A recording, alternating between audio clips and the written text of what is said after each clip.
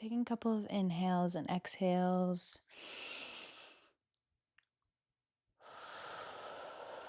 Calming down the heart rate.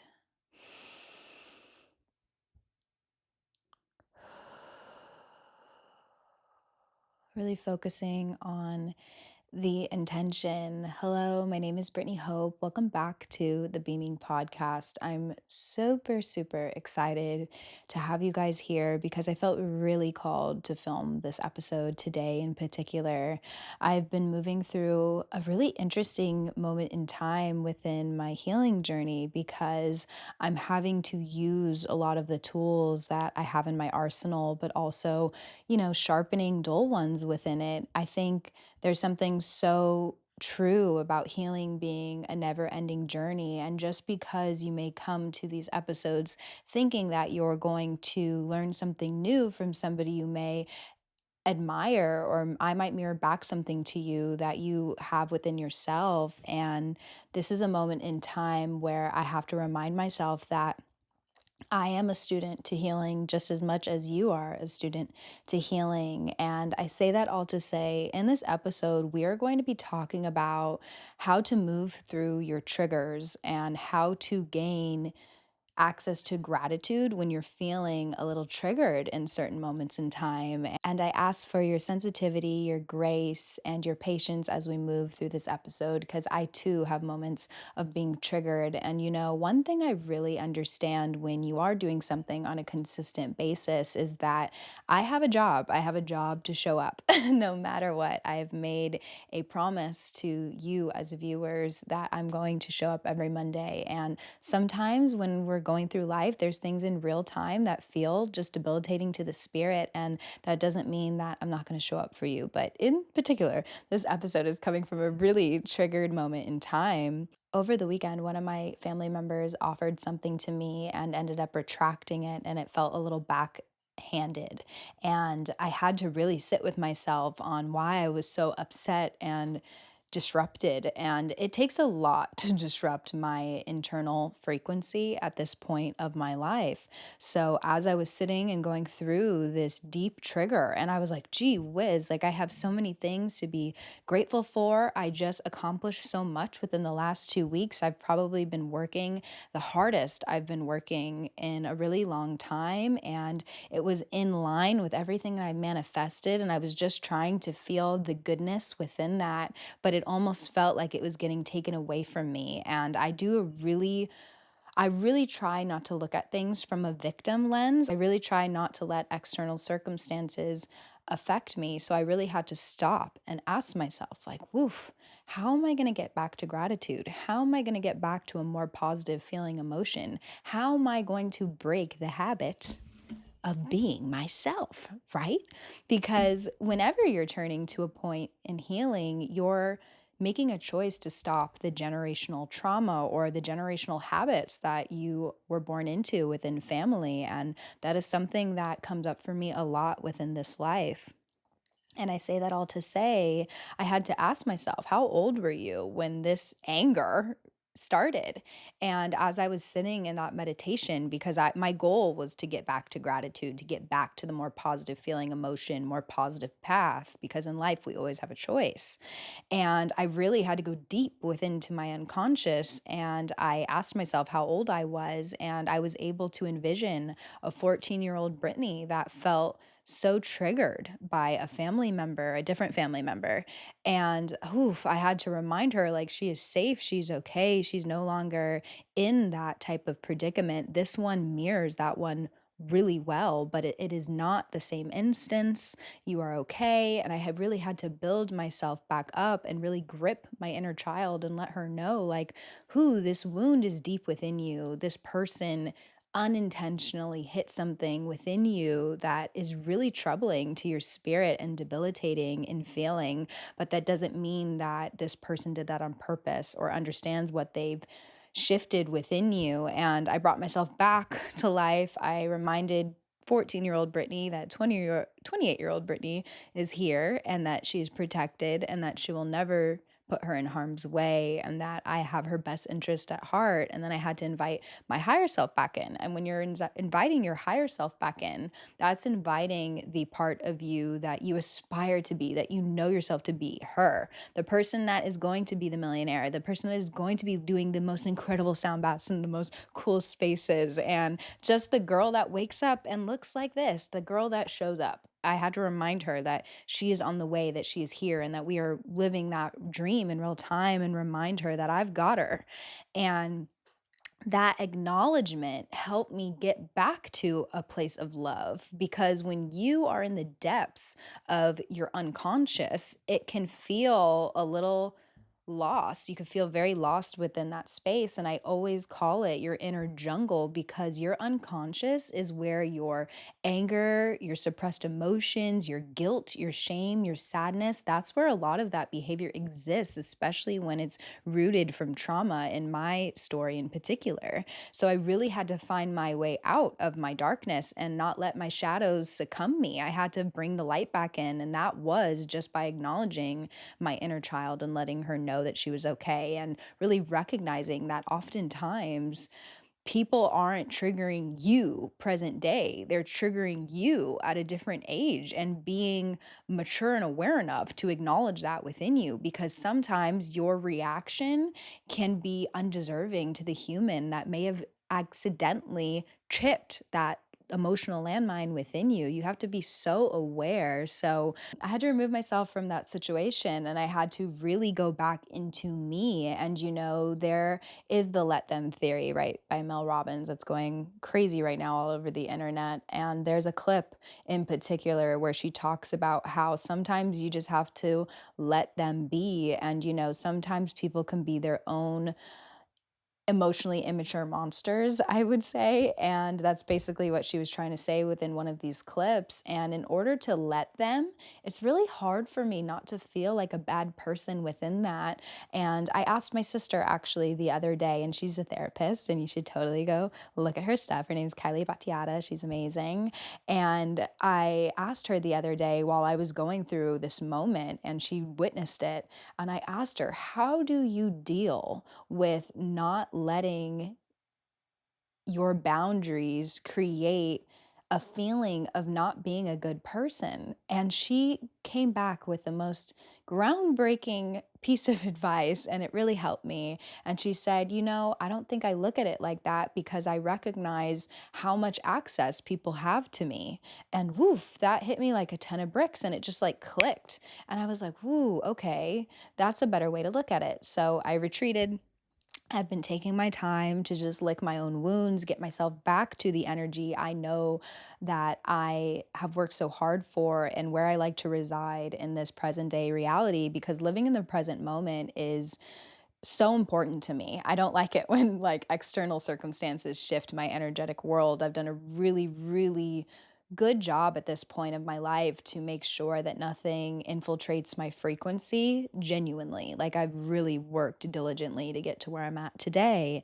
And I say that to say I had to do a lot of work, and it made me realize that I think oftentimes when people say do the next right thing or sit in gratitude, it's really hard to understand those concepts when you are still trying to figure out your inner jungle, your inner emotional jungle, if you will, when you're still weaning through, or maybe this is the beginning of your journey and your life's path. It's really hard to understand that. And I really recognize now how you get to that. Because, everything is a journey. Everything, there's a bridge to everything, there's a gap in between everything, if you will.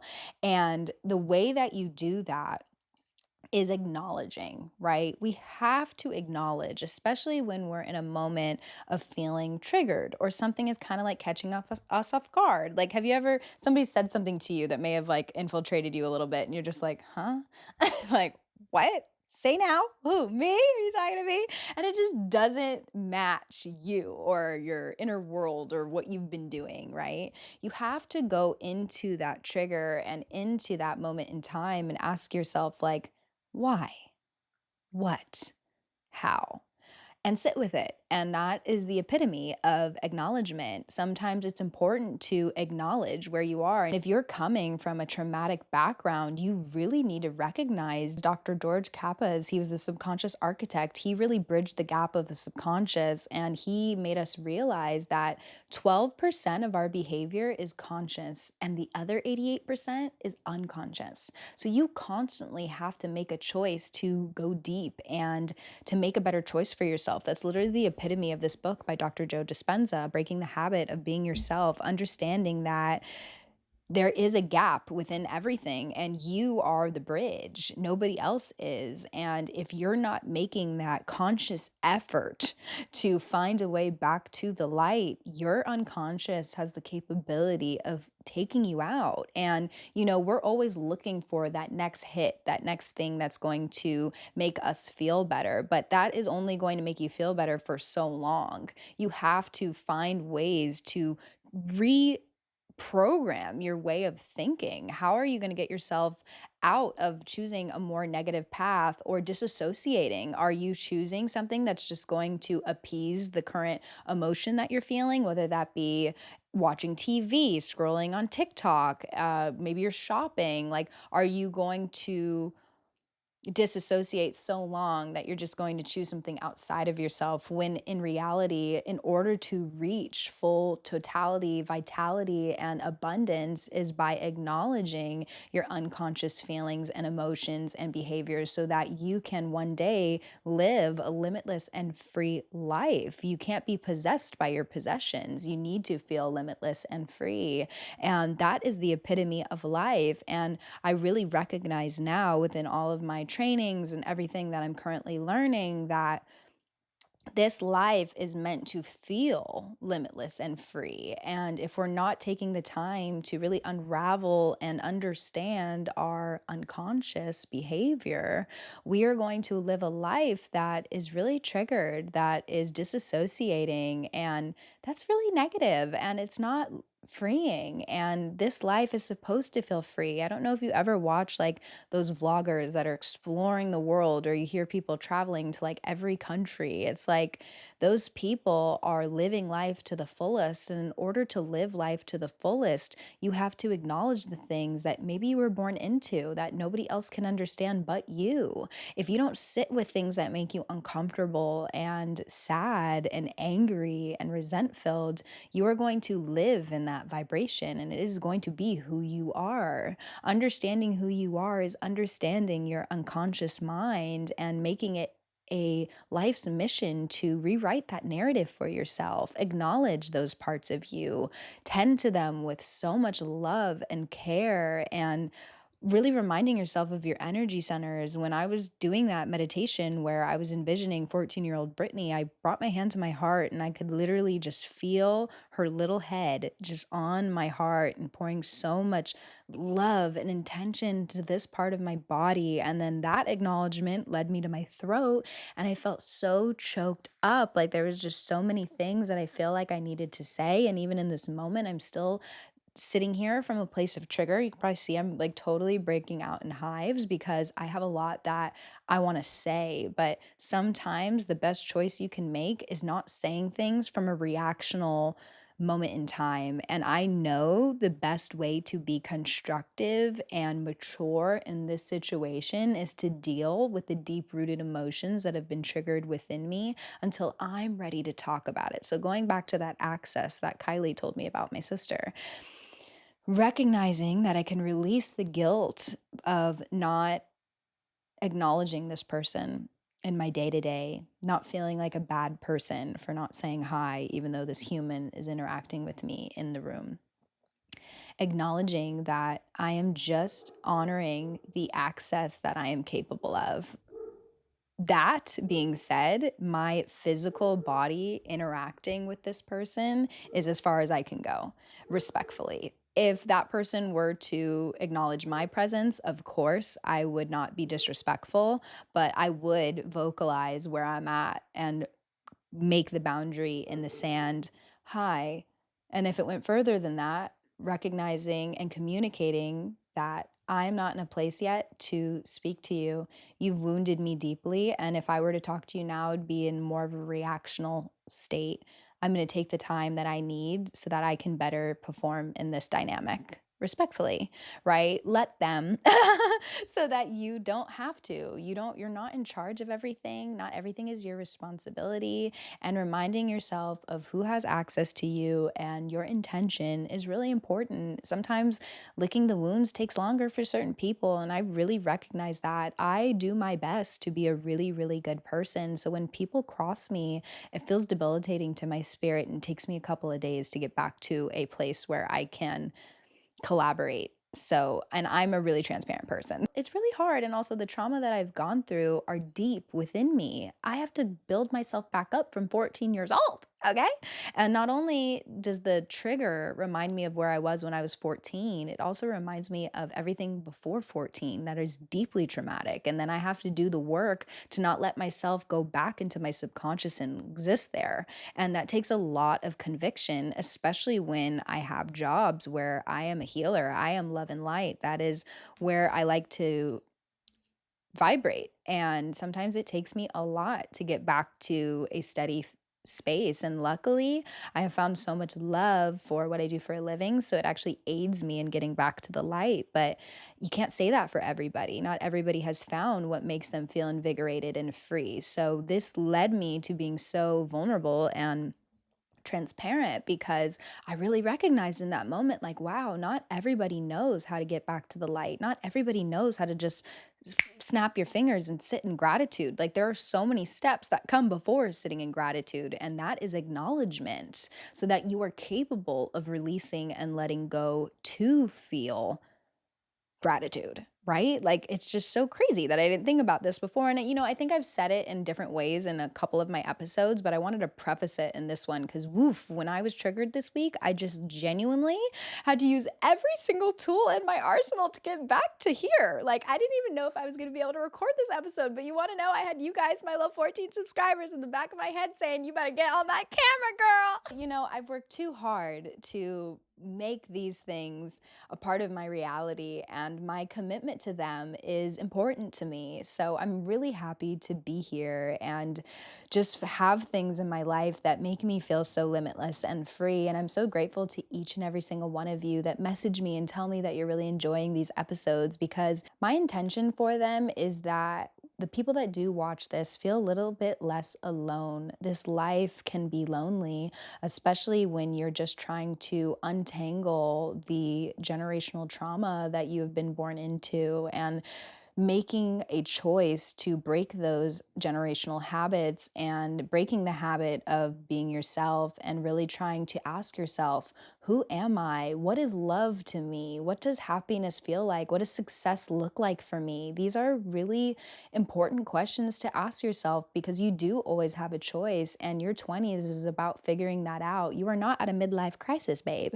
You are at the beginning of your journey, and this awakening is important. And if I can assist in that journey and that choice to romanticizing your life, sitting in gratitude, and choosing a more positive path, I'm so happy to be here for you within that journey, because it can be lonely. And me doing it by myself, and what makes me emotional when I talk about it, is that, like, it took me so much to get here.